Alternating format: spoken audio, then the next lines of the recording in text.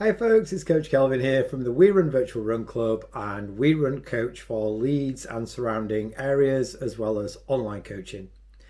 In this little video I'm going to talk about running on hilly routes, and that can be road routes and trail routes alike, and why we don't add the same amount of intensity on both ups and downs when we're training.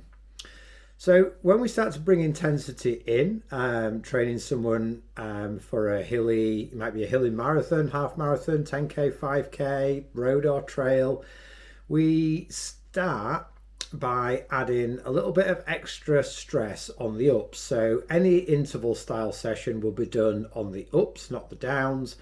And that might be in the form of a very, specific workout like 6 times 1200 meter hills.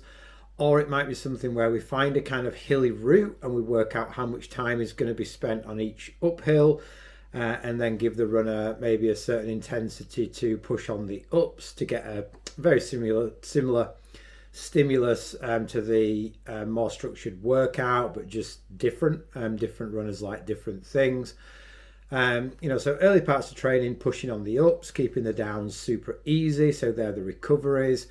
Then maybe the next phase of training, it might be pushing a bit on the ups and running the downs to like a fast fluid feel, but not hard. And then we might go through, that sort of last block before a race where we're looking at, I don't know, let's say 12 weeks out from the taper, between 10 and 12 weeks out from the taper. And that's the time we're going to put a fairly hard downhill stimulus. But what we don't want to do is we don't want to do this too frequently.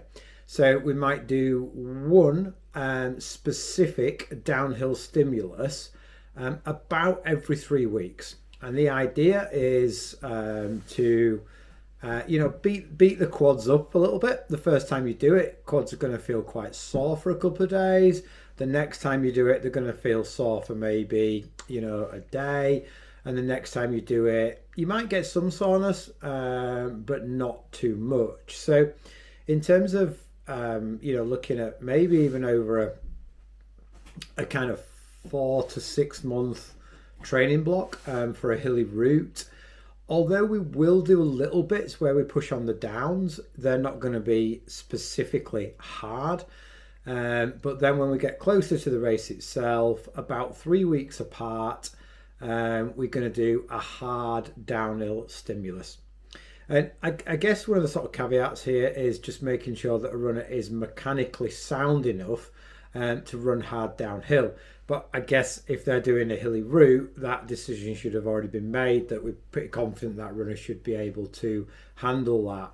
What we don't want to do, and I do see runners making this kind of mistake, is running like maybe just doing a workout and not considering whether it's on an uphill or downhill. So they actually end up doing something quite hard that's downhill a little bit too often.